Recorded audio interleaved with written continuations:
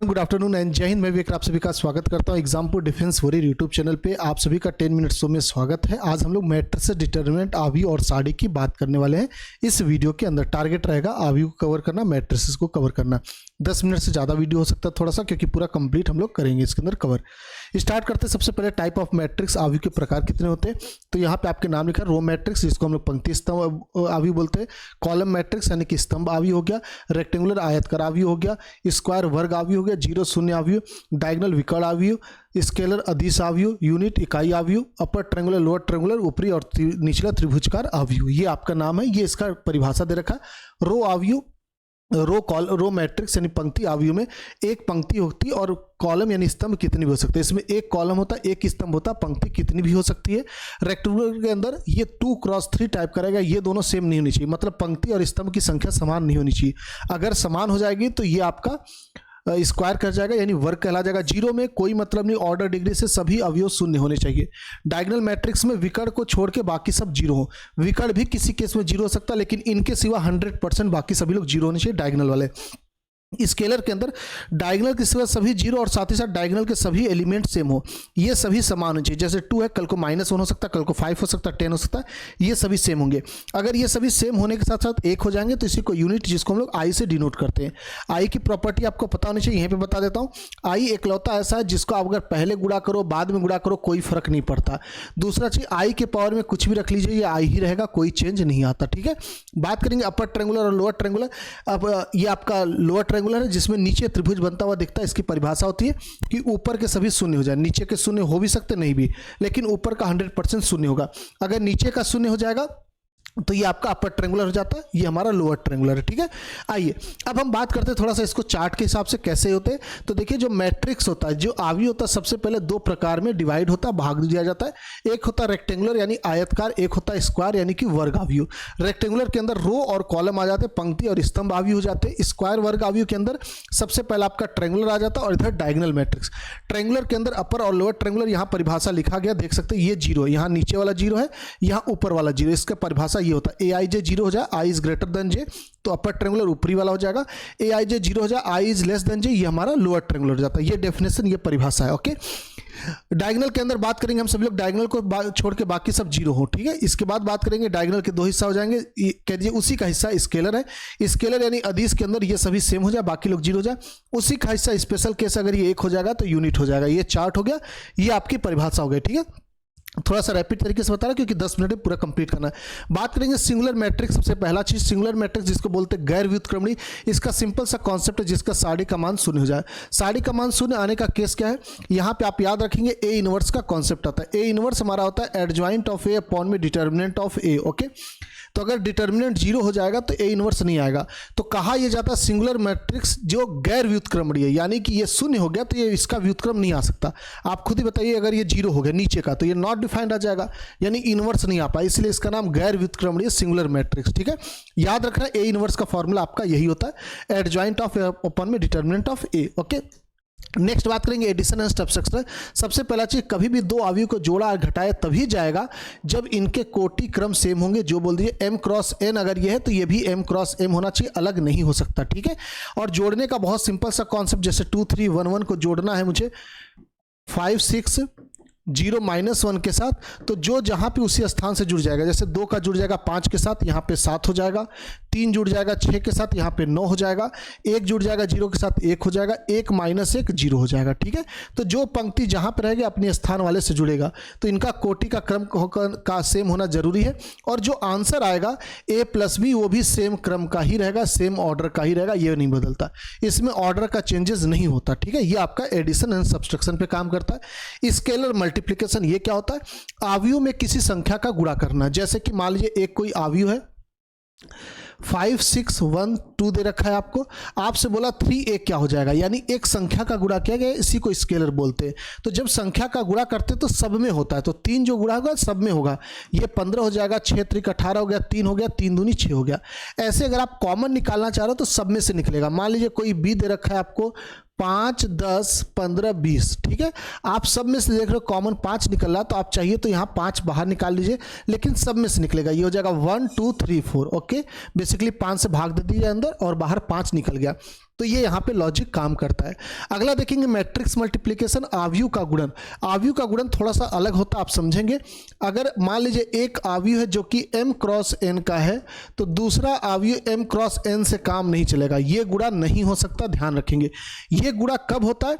जब ये हमारा एक m क्रॉस n है तो ये n क्रॉस p टाइप का होना चाहिए। कहने का मतलब है कि ये दोनों सेम हो, ये दोनों सेम होना जरूरी है। पहले का स्तंभ दूसरे की पंक्ति समान हो, पहले का कॉलम दूसरे का रो सेम होना चाहिए। अब जो आंसर आता है वो क्या हो जाता है? वो जो बचे रहते हैं, ये जो सेम होते कट जाते हैं, आंसर आ जाता है m क्रॉस p, पहले का पंक्ति दूसरे का स्तंभ, m क्रॉस p। ठीक है, ये हमारा आंसर आ जाता है। मल्टीप्लाई का रूल प्रॉपर्टी आपका ये है, मल्टीप्लाई करते कैसे? पंक्ति का स्तंभ के साथ गुणा करते हैं। जैसे कि मान लीजिए आपको गुणा करने के लिए दे दिया गया 1 2 5 1, ठीक है, मैं ऐसे सिंपल रैंडम नंबर ले रहा हूँ, 1 -1 0 2 ऐसा करके। तो जब इसके गुणा करने की बारी आएगी तो इसका पंक्ति उठाएंगे, इसका स्तंभ उठाएंगे, ये चीज़ आपको पता होना चाहिए। तो 1 1 जा 1, 2 1 जा 0, तो 1 हो जाएगा। फिर पहली पंक्ति दूसरा स्तंभ, ये हो गया 1 × 1 -1 हो जाएगा, 2 × 2 4 हो जाएगा। ऐसे अब दूसरी पंक्ति उठाएंगे, इसका पहला स्तंभ 5 × 1 1 × 0 5 ही आ जाएगा। फिर दूसरे स्तंभ के साथ करेंगे, यानी दूसरे कॉलम के साथ 5 × -1 2 1 जा 2, तो -5 + 2 यानी -3 आ जाएगा। तो आप ये भी देख सकते हो, ये हो गया आपके पास 1 3 5 -3। ओके, तो ये हमारा आंसर आ जाएगा, देख लेंगे आप सभी लोग। तो मल्टीप्लाई ऐसे होता है। मल्टीप्लाई के कुछ प्रॉपर्टीज होते हैं जिनको हमें ध्यान रखना है, क्यों? क्योंकि ये थोड़ा सा अलग होते हैं नॉर्मल से। सबसे पहले चीज ए बी और बी ए अलग अलग होते हैं, सेम नहीं होते। ठीक है, आगे पीछे मल्टीप्लाई करोगे बदल जाएगा, सेम नहीं कहलाएगा। अच्छा, अगर ए बी सी लिखा है, ए बी साथ में मल्टीप्लाई सी अलग, तो आप चाहे तो बी सी को एक साथ रख ले, ए को अलग कर दे, जिसको एसोसिएटिव लॉ बोलते हैं। हमारे में लॉ वगैरह का उतना नहीं आता, तो हम उस पर कम ध्यान देंगे। आई ए को हम लोग ए आई लिख सकते हैं, ए ही लिख सकते हैं। आई का कोई लेना देना नहीं, आई एक तरीके से 1 होता है। ठीक है, 1 का मल्टीप्लाई करिए ना करिए एक ही चीज है, मैट्रिक्स में ये 1 होता है। ऐसे a × b + c, तो आप बारी बारी सब में गुणा हो जाएगा, कोई दिक्कत नहीं।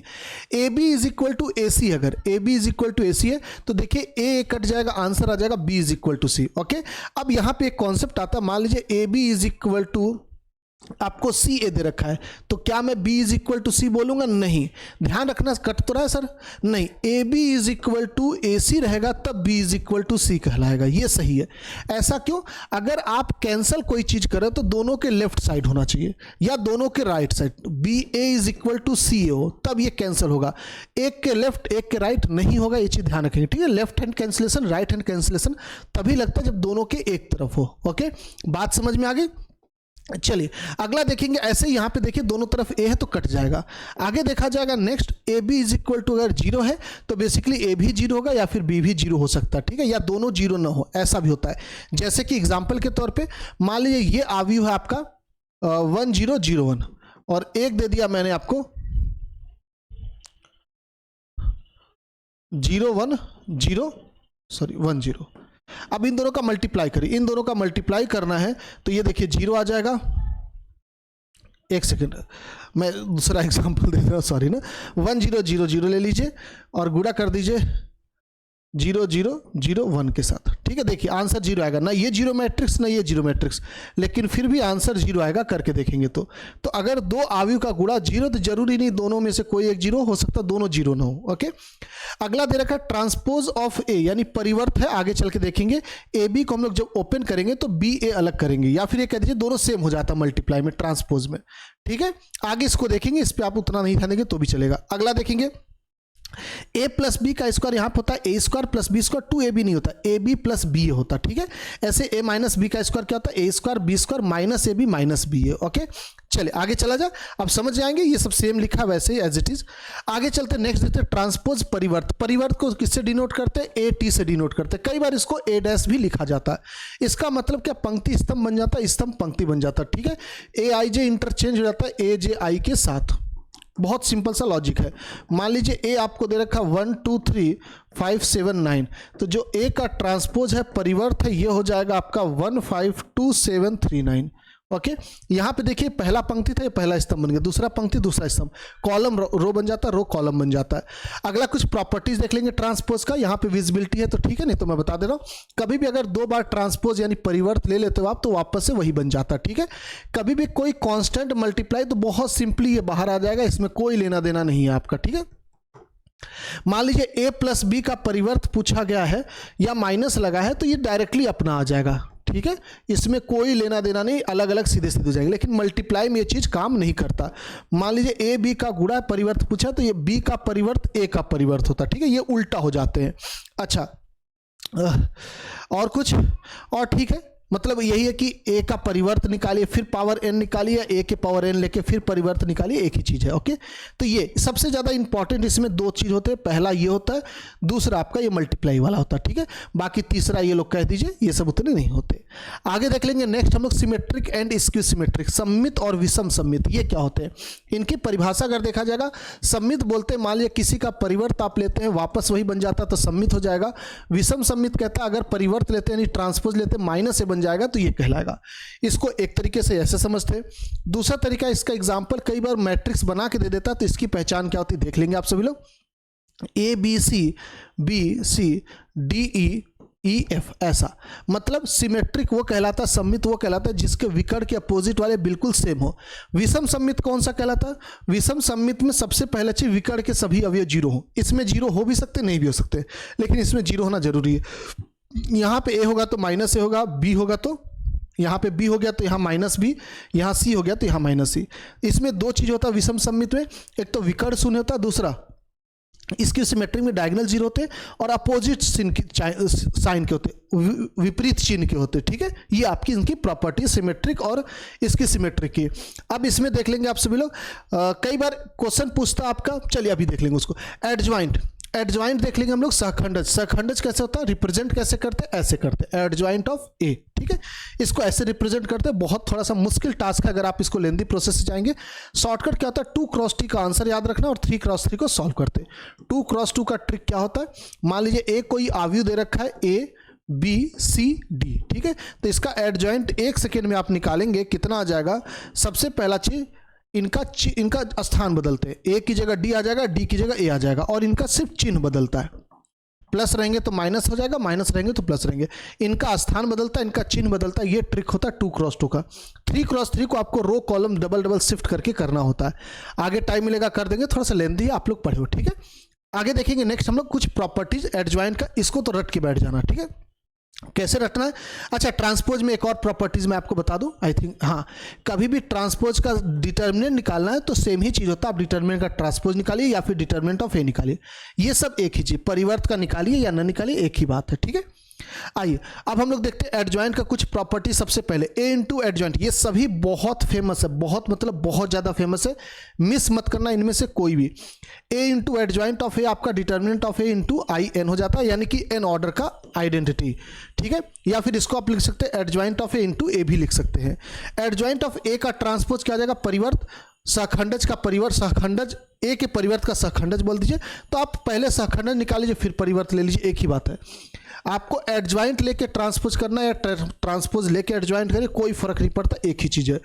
एडजॉइंट ऑफ ए का अगर डिटर्मिनेंट पूछ लिया साडिक तो पावर n-1 हो जाता है, ठीक है। Adjoint of A into B हो जाता है adjoint of B into adjoint of A. आगे देखेंगे एडजॉइंट ऑफ ए, ध्यान से देखिएगा दो बार एडजॉइंट है, तब इसका आंसर आता है n-2 यहाँ पे डिटर्मिनेंट और a। अब इसी पर अगर साडिक लगा देता है तो ये a नहीं आता, उसकी जगह आ जाता है n-1 का स्क्वायर, ठीक है। दोनों में अंतर देख लीजिएगा, अगर दो बार एडजॉइंट लगाए तो डेल्टा या डिटर्मिनेंट ऑफ a के पावर n-2 इंटू ए है। अगर इसी पे आपका डिटर्मिनेंट लगा दिया तो डिटर्मिनेंट ऑफ ए के पावर में n-1 का स्क्वायर आ जाता है। एडजॉइंट ऑफ ए के पावर एन, आप एडजॉइंट ऑफ ए निकाल लीजिए फिर पावर एन एम कर दीजिए, कोई दिक्कत नहीं। इसका क्वेश्चन आपसे एग्जाम में पूछता कई बार, इसको माइनस करके पूछा था जो कि 0 था, पिछली बार आया था एनडीए का। एडजॉइंट ऑफ के क्या हो जाएगा, कभी भी कांस्टेंट निकालना होता है एडजॉइंट से पावर बाहर तो n-1 होता है, हमेशा याद रखेंगे ये चीज़, ठीक है। ये आपकी पूरी कहानी, इसको याद रखना, आपको भूलना नहीं इसमें से कोई भी एक भी प्रॉपर्टी। आगे देखेंगे हम सभी लोग, आगे देखेंगे चलिए नेक्स्ट देख लेंगे कुछ फेमस आपके इंपॉर्टेंट कह दीजिएगा मैट्रिसेस, जिसमें सबसे पहला आपके सामने ऑर्थोगोनल, यानी जिसको लांबिक बोलते हैं। याद रखना अगर ए का ट्रांसपोज ए के साथ गुणा करने पे आई आ जाए या फिर ए का गुणा ए के ट्रांसपोज के साथ आई हो जाए तो इसको लांबिक बोलते, ऑर्थोगोनल बोलते। इसकी दूसरी पहचान ये होती है, ध्यान रखना, जिसका साडी का मान 1 आ जाए या फिर -1 आ जाए, तो ये हमारा ऑर्थोगोनल कहता है। ये दूसरी पहचान है, चाहे ये हो जाए या दोनों एक ही बात है बेसिकली, ठीक है। तो आप इसी से चेक कर लेना, अगर ऐसा बना के दे रखा हो, अगर ऐसे स्टेटमेंट हो तो इसको चेक कर लेना। आइडोम्पोटेंट क्या होता है, ए स्क्वायर का वैल्यू ए हो जाए। आइडोम्पोटेंट यानी वर्गसम, कभी भी आप किसी अवयव का वर्ग निकाले और वापस से वही सेम हो गया, इसी को इसको वर्गसम बोलते हैं। हिंदी में बहुत डायरेक्ट समझ में आ जाता है, वर्ग समान हो जाए अपने वापस के, तो ये वर्गसम यानी आइडेंटिटी हो जाएगा, आइडोम्पोटेंट हो जाएगा। इनोलेटरी क्या हो जाएगा, इनोलेटरी का बहुत सिंपल सा कॉन्सेप्ट है कि हमने ए स्क्वायर किया और वापस से आई बन जाए, ठीक है। चलिए, अंतर्वलनी नीलोप्टेंट यानी शून्य भावी आपका क्या हो जाता है, मान लीजिए a के पावर n निकाला और वो जीरो मैट्रिक्स बन गया, तो ये आपका शून्य भावी हो जाता है, यानी कि नल मैट्रिक्स हो जाता है। ये आपका हो गया ओवरऑल, ठीक है। तो मेरे हिसाब से आपको सब कुछ समझ में आ गया होगा। अब कुछ क्वेश्चन यहाँ पे या हरमिंसन देख लेंगे। हरमिंसन में ए थीटा हमारा ए हो जाए तो ये हरमिंसन कहलाता है, नहीं तो विषम हरमिंसन। ए थीटा क्या होता है, ए थीटा बेसिकली पहले हम लोग बाहर निकालते हैं, यानी कॉन्जुगेट निकालते हैं, उसका परिवर्त लेते हैं ये, या फिर आप परिवर्त लेके बाहर निकालिए, एक ही बात है। ओके, कुछ क्वेश्चन देख लेंगे। If a matrix A is both symmetric and symmetric, कोई सम्मित कोई अवयव सम्मित और विषम सम्मित कब होता है, जब वो शून्य अवयव होता है, ठीक है। क्या होता है, जीरो मैट्रिक्स। अगला देख लेंगे, ए और बी इसकी symmetric, A B minus B है, क्या होता है, जल्दी से बता दीजिएगा। इसकी सिमेट्री का क्या जाता है, सिमेट्रिक आ जाता है, इसकी सिमेट्रिक आ जाता है। ए और बी सिमेट्रिक है, ए और बी अगर सममित है तो ये इसकी सिमेट्रिक आ जाता है, विषम सममित। अगला देख लेंगे, ए बी दो वर्ग अवयव, A B is equal to A, B is equal to B, A is equal to B दे रखा है। कभी भी ऐसा दे रखा है, इसका आंसर हमेशा याद रखना बाबू, ए स्क्वायर ए हो जाता है और बी स्क्वायर हमारा बी हो जाता है। अब A square A B square B होता है तो क्या बोलते हैं, इसको वर्गसम बोलते हैं, वर्गसम ही तो बोलते हैं। वर्गसम यानी कि आइडोम्पोटेंट होता है, आइडोम्पोटेंट, ए और बी बोथ आर आइडोम्पोटेंट, ठीक है। आइडोम्पोटेंट को ही हम लोग वर्गसम बोलते हैं। ये क्वेश्चन बहुत फेमस है, ए के पावर 4n। इसको करने का तरीका तो बहुत सिंपल, आई आप बाहर निकाल लीजिए। जैसे आप स्मॉल आई को बाहर निकालेंगे, ये है हमारा 1001 हो जाएगा, यानी ये आई इंटू ये हो गया आइडेंटिटी वाला। अब इसके पावर 4n कर लीजिए तो i के पावर 4n हो जाएगा और कैपिटल I के पावर 4n। कैपिटल I के पावर कुछ भी रखोगे मैट्रिक्स में i ही रह जाएगा और ये i के पावर 4n 1 हो जाता है, तो वापस से i बन जाता है। ऑप्शन ए इज राइट कर लेंगे। इनवर्स ऑफ डायगोनल मैट्रिक्स, विकर्ण अवयव का अगर प्रतिलोम निकालोगे, व्युत्क्रम निकालोगे तो वापस से डायगोनल ही रह जाता है। अगला देख लेंगे, कभी भी ऐसा अवयव दे रखा है, इसका मान आपसे पूछा तो बहुत सिंपल है, ऐसे केस में x = 0 से ट्राई करते, ऑप्शन मैच कर गया तो ठीक है, नहीं तो 1 रख के ट्राई करते। ये क्वेश्चन बहुत फेमस है, आपको ऐसा दिया रहेगा, इधर सारिक दे रखा है, आपसे पूछा टी का वैल्यू, PQRST यहां पे दे रखा है, सबके पास लेमडा, टी के पास नहीं, तो इस क्वेश्चन में लेमडा का मान 0 कर देते हैं। अगला देख लेंगे, फिर टी का वैल्यू अपने आप आ जाता है। ये आपको पूछ रखा है, एक अवयव है तो उसके सहखंड बोलते या सहखंडज बोलते, एक ही बात है। एडजॉइंट या कोफैक्टर सबका सेम होता है, ठीक है। कोफैक्टर का निकाले या एडजॉइंट का एक ही चीज होता है।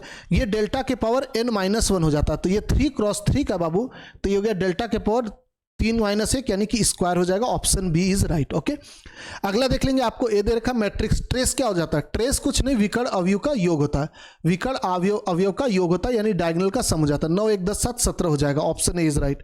अगला देख लेंगे, ये आपका कभी भी कांस्टेंट कोई मल्टीप्लाई और डिटरमिनेंट पूछा, बाहर आके पावर n दे देता है। तो ये थे कुछ फेमस क्वेश्चन इनके साथ ही साथ, और पूरा मैट्रिक्स बताने की कोशिश का, डिटरमिनेंट भी, हालांकि डिटरमिनेंट और पार्ट बचे हुए उस पर अलग से कर देंगे। तो आज के रखते यहीं पे, और बाकी लेकर आते हैं अगला वापस से। नेक्स्ट वीडियो आपका जो होने वाला कॉम्प्लेक्स नंबर पर होने वाला, समीप संख्या पे 10 मिनट्स मिलते हैं।